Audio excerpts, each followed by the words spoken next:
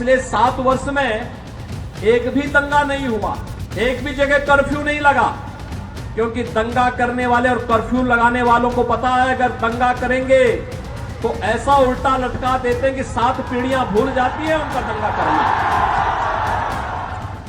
लोकसभा चुनाव 2024 में पार्टी के पक्ष में लोगों से वोट की अपील करने के लिए उत्तर प्रदेश के मुख्यमंत्री योगी आदित्यनाथ मंगलवार को पश्चिम बंगाल पहुंचे थे। उन्होंने पश्चिम बंगाल में अलग अलग जगहों पर रैलियों को संबोधित किया। इस दौरान वो पश्चिम बर्धमान के दुर्गापुर भी पहुंचे थे। यहाँ उनकी रैली में लोगों ने बड़ी तादाद में हिस्सा लिया। हालांकि योगी की इस रैली से जब कुछ बीजेपी कार्यकर्ता लौट रहे थे तो उन पर हमला कर दिया गया। बीजेपी कार्यकर्ताओं से भरी बस पर दुर्गापुर के डीवीसी मोड़ इलाके में कथित तौर पर टीएमसी कर्मियों ने पत्थरबाजी की। इस हमले में करीब 30 लोगों के घायल होने की खबर है। बीजेपी ने इस हमले का आरोप तृणमूल कांग्रेस पर लगाते हुए चुनाव आयोग से शिकायत करने की बात कही है। गौर करने वाली बात यह भी है कि इससे पहले ही योगी ने अपनी रैली में दंगाइयों को चेतावनी दी थी।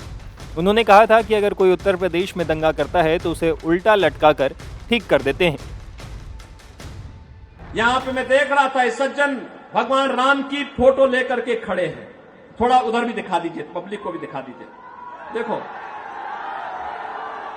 अब देखो यहां पे रामनवमी की शोभा यात्रा नहीं निकल रही है। उत्तर प्रदेश के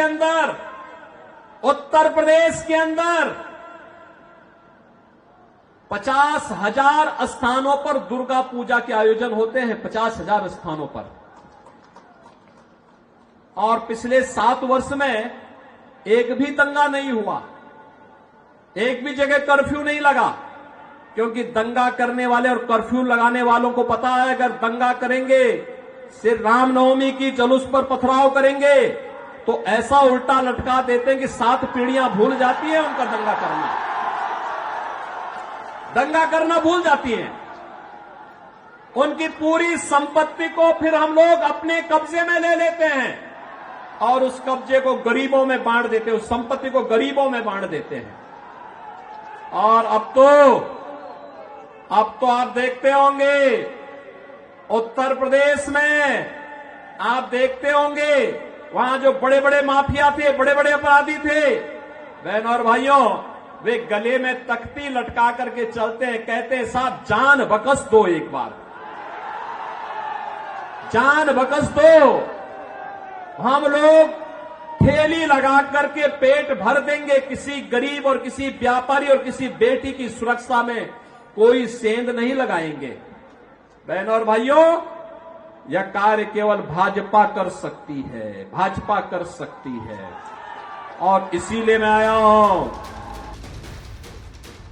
वहीं बीजेपी कार्यकर्ताओं पर हुए हमले को लेकर बीजेपी नेत्री अग्निमित्रा पॉल ने टीएमसी पर निशाना साधा है।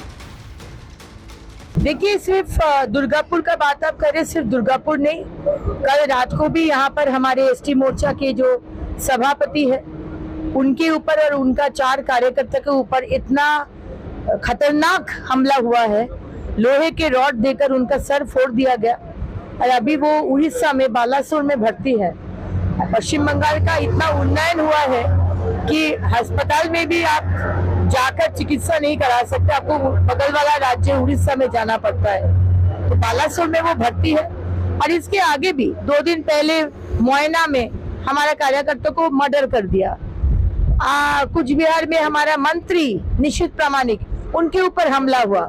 एक केंद्रीय मंत्री के ऊपर जब हमला होता है, आप सोच सकते हैं कि हमारा जो ग्राउंड लेवल वर्कर है, हमारा जो बूथ का लोग है, उसका क्या सिक्योरिटी है, उसके ऊपर क्या बीत रहे, आप ये समझ सके।